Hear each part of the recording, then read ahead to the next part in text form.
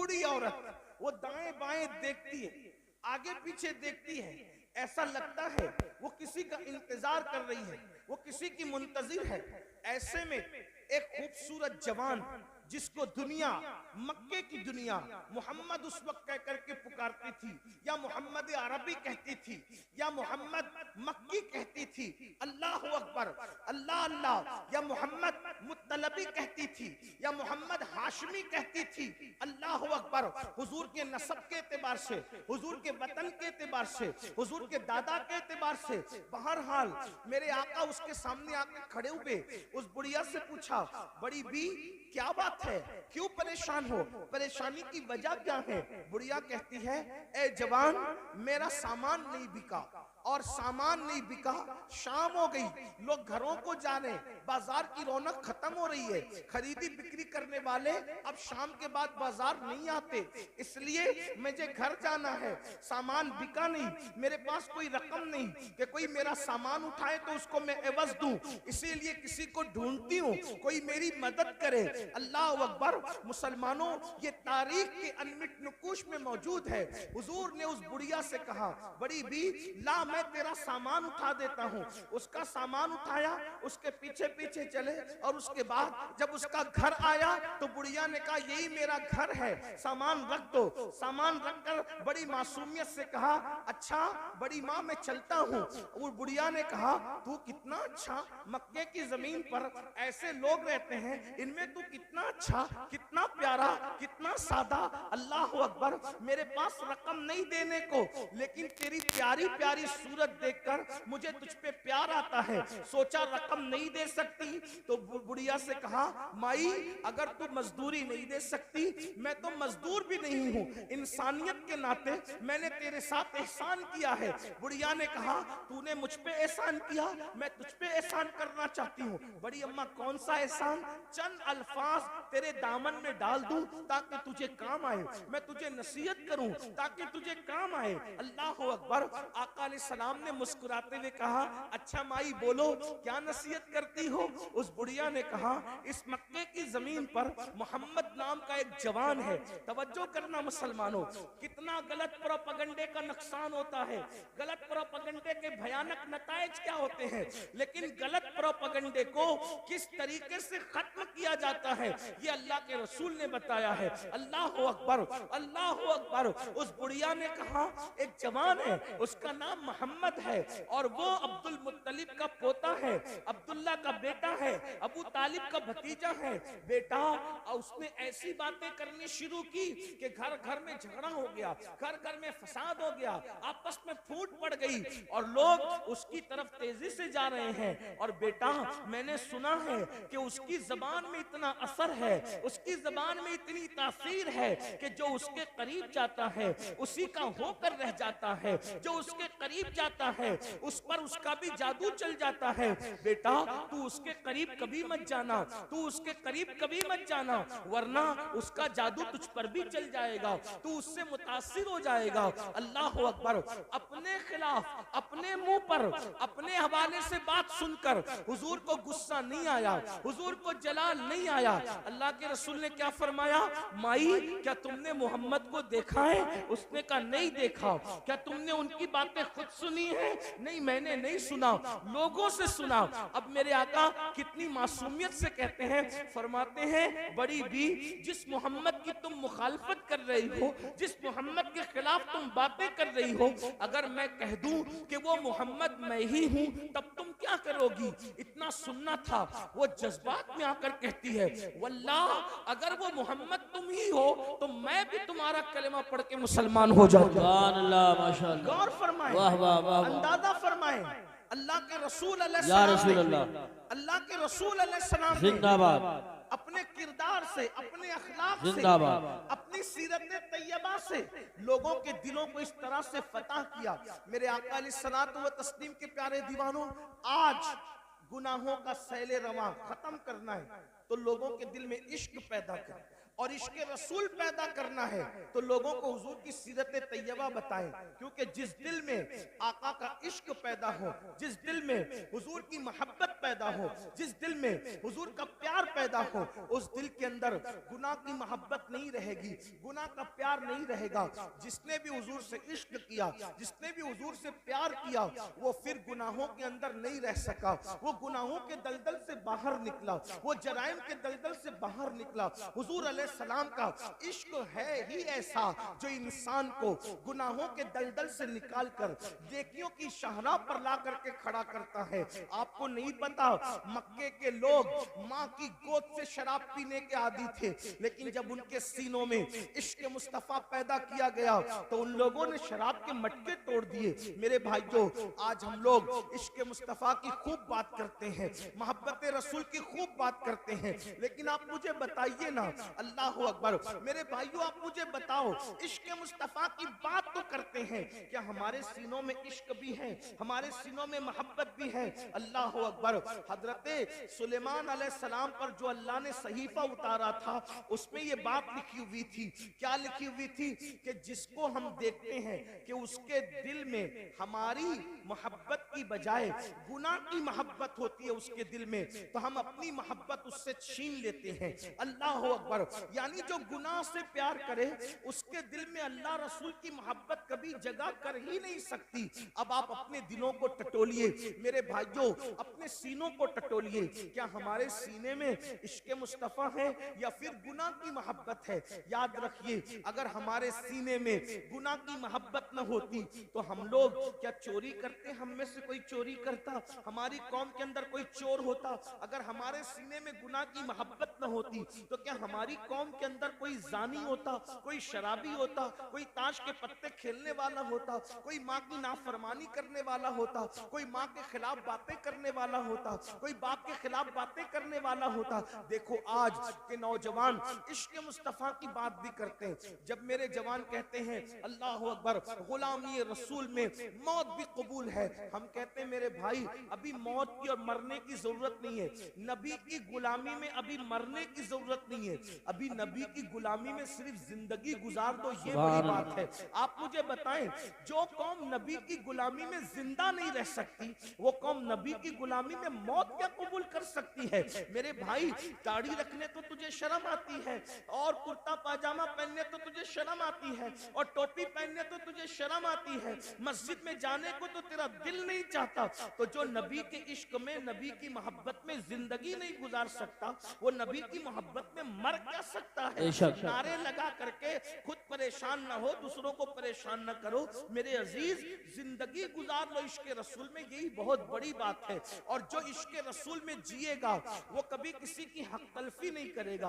आप बार बार सारी बातें सुनते हैं लेकिन भूल क्यों जाते हैं? देखिए, इश्क मोहब्बत के अंदर एक नाम है हजरत सैयदना उवैस करनी का, हम उनको इश्क मोहब्बत का इमाम कहते हैं। मैं वाकया नहीं बयान करूंगा, इशारा दूंगा, तफसील के साथ में हजरत उवैस करनी की जिंदगी कभी पढ़ चुका हूं, लेकिन आपसे पूछता हूं, अंदाजा फरमाए, उवैस करनी के लिए एक तरफ दीदारे रसूल है, यानी हुजूर का दीदार है, और दूसरी तरफ माँ की खिदमत है। उवैस करनी ने हुजूर का दीदार नहीं किया बल्कि माँ की खिदमत की, क्योंकि हजरत उवैस जानते थे कि दीदार के बगैर भी कोई आशिक हो सकता है, दीदार के बगैर भी कोई आशिक हो सकता है, लेकिन नाफरमान होकर कोई सच्चा आशिक नहीं हो सकता। इसलिए आपने माँ की खिदमत को तरजीह दी। जब माँ की खिदमत को तरजीह दी तो सिला क्या मिला?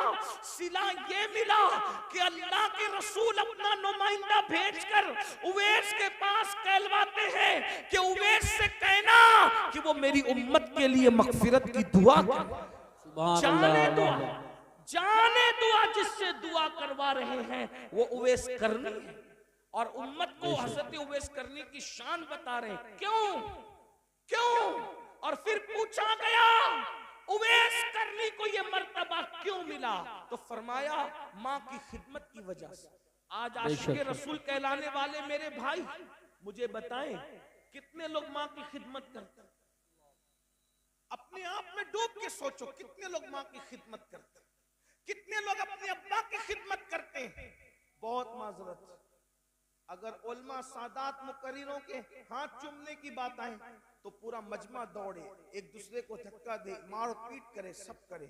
लेकिन जिस जज्बात के साथ तुम मुकर्रिरों के हाथ चूमते हो, उसी जज्बात के साथ क्या तुम अपनी माँ और अपने बाप के भी हाथ चूमते हो? बातें कड़वी है, लेकिन एक बात याद रखना, किसी भी मुकर्रिर के पैरों के नीचे तुम्हारी जन्नत नहीं है। बेशक।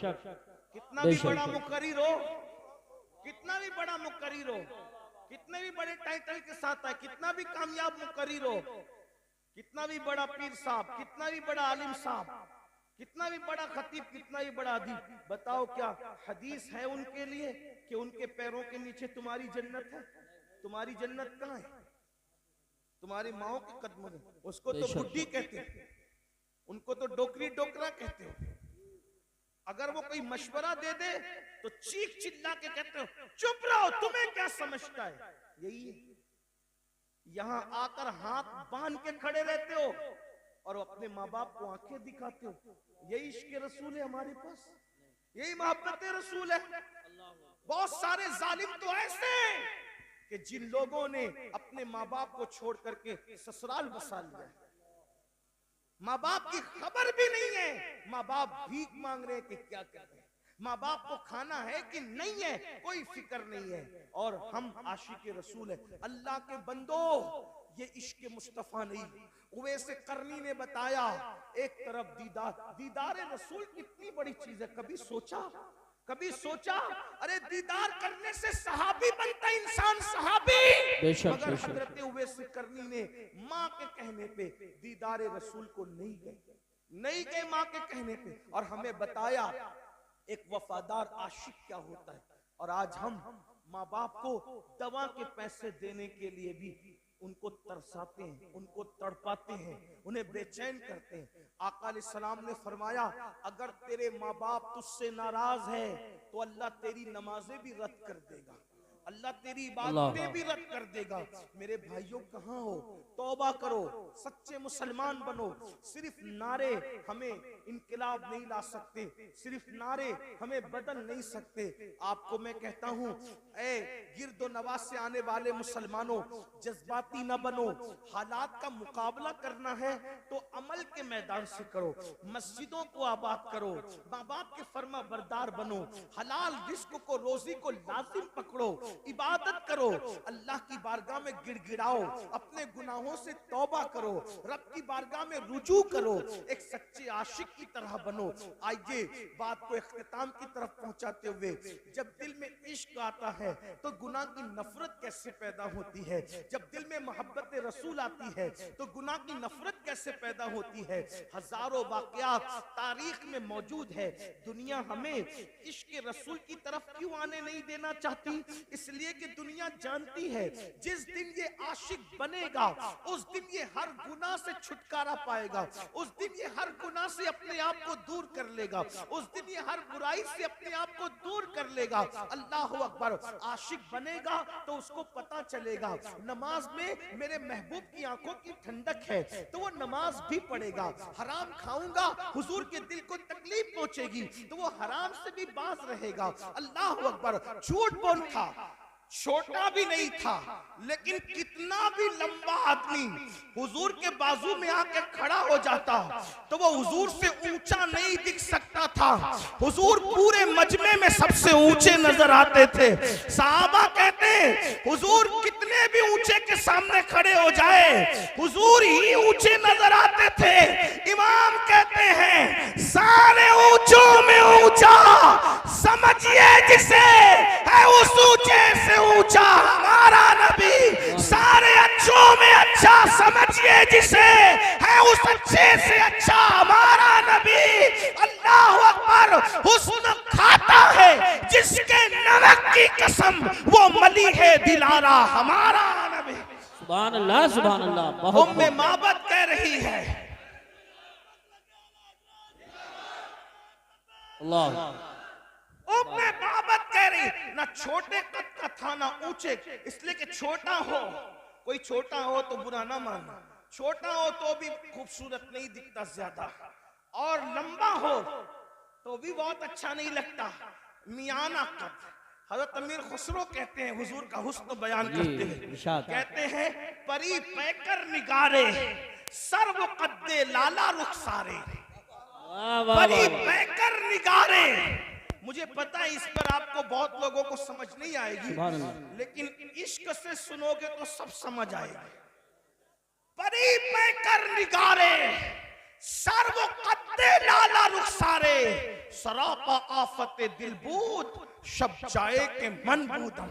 और मेरे इमाम कहते हैं कुमरी ने गुल उनको कहा, सुभान अल्लाह। बल्कि बुलबुल ने गुल उनको कहा।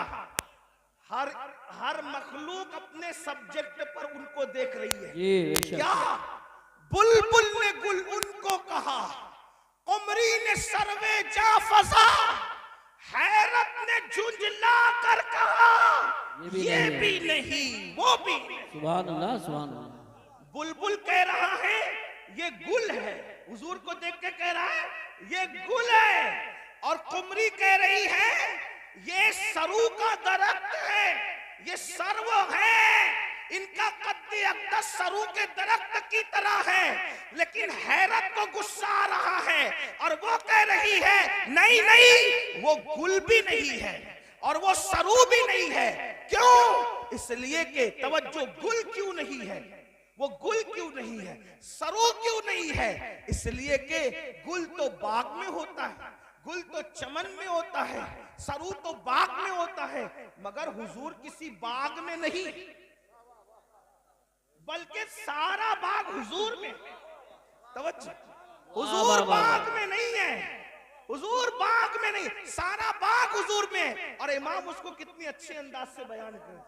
लोग कहते हैं आप लोगों की गुफ्तगू अहमद रजा के बगैर पूरी क्यों नहीं होती। आए हाय हाय हम बेशक। कहते हैं अहमद रजा की तरह कोई बात भी करता हो 14वीं सदी में तो उसको भी लाकर बता सुभान दो, अल्लाह। हम उसी तरह बात करेंगे, उसी को कोट करेंगे। वाह वाह वाह। कैसा बयान किया उर्दू अदब के ऊपर 14वीं सदी में मेरे इमाम का एहसान है। लोग तो अपनी लैलाओं की जुल्फ और रुखसार की बातों में उलझे हुए थे। वो अहमद रजा है जिसने फन्ने शायरी को भी कलमा पढ़ाकर मुसलमान किया। वाह वाह वाह वाह। उसे अहमद रजा कहते हैं, ये कोई मुबालगा नहीं है, वाह, हकीकत वाह, है। देखो किस तरह की बात की है। अल्लाह अकबर, तवज्जो फरमाए। कहते हैं वो गुल है लबहाए नाजुक उनके। अब मैं जमीन वालों से मुखातब नहीं हूं, मिंबर पर अगर अहले इल्म के साथ अहले इश्क है तो मैं उनकी भी दुआएं चाहता हूं। अहमद रजा कहते किसको है?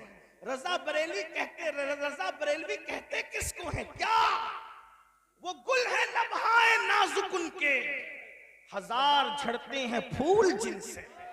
वो गुल है लबहाए नाजुक उनके, फूल से कभी फूल नहीं झड़ते, फूल से कभी फूल नहीं झड़ते। लेकिन ये क्या लबहाए नाजुक फूल है कि वहां फूल से फूल झड़ रहे हैं। वो गुल है लबहाए नाजुक उनके, हजार झड़ते हैं फूल जिनसे। गुलाब गुलशन में देखे बुलबुल, ये देख गुलशन गुलाब में। अगर पूरा गुलशन गुलाब में देखना हो तो जाते मुस्तफा जाने रहमत को देख लिया जाए। और कहते हैं उन्हीं की बू मायाए समन है, उन्हीं का जलवा चमन चमन है, उन्हीं से गुलशन महक रहे हैं, उन्हीं की रंगत गुलाब में है। और एक मकाम पर कहते हैं वही जलवा शहर बशैर है, वही असल आलमे दैर है, वही नैर है, वही बैर है, वही पाठ है, वही धार है। अल्लाह अकबर। तो मेरे आका अलैहिस्सलाम के प्यारे दीवानों, जिस वक्त उम्मे माबद ने बरकत वाले का हुलिया बयान किया, उसके शौहर ने कहा कितना हसीन है वो, कितना खूबसूरत है वो, कितना जमील है वो, एक झलक मैं भी देख लूं। वो गया किधर है तो पता बताया इधर को गया है। और बिल आखिर अपने शौहर को लेकर और अपनी फैमिली को लेकर उम्मे माबद पहुंची मदीने मुनव्वरा और लोगों से पूछती वो बरकत वाला कहाँ है, वो बरकत वाला कहाँ है, वो बरकत वाला कहाँ है। लोग कहते कौन बरकत वाला, कौन बरकत वाला।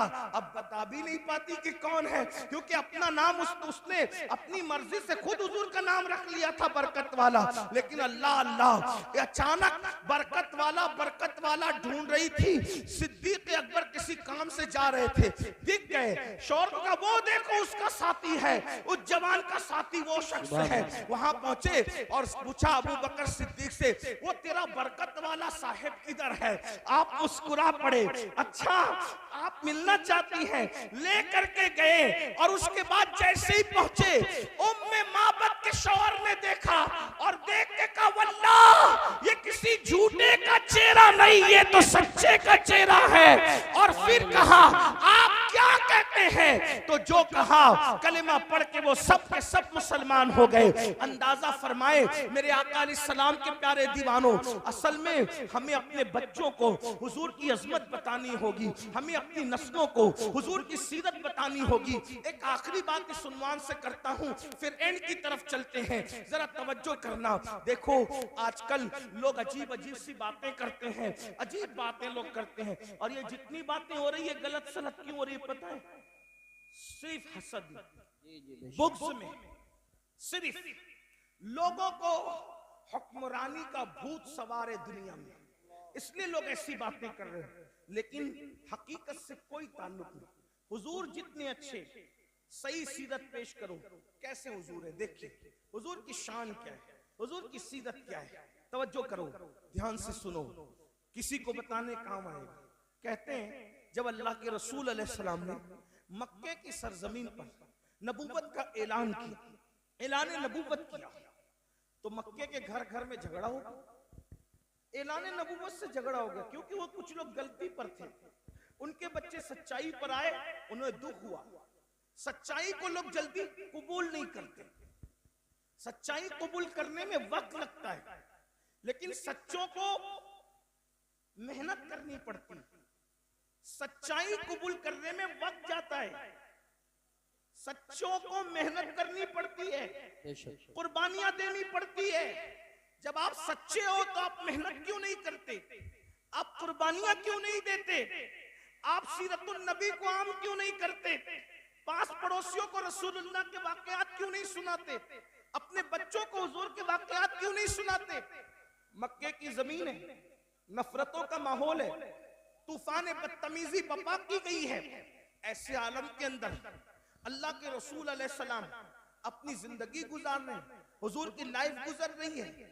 एक मर्तबा का वाकया है कि मक्के की जमीन है, जमीन मक्का पर शाम हो रही है, सूरज मक्के की घाटियों में अपने चेहरे पे घूंघट डालने के करीब है और शाम की चादर अर्ज़े मक्का पर, अर्ज़े बक्का पर फैलने के करीब है।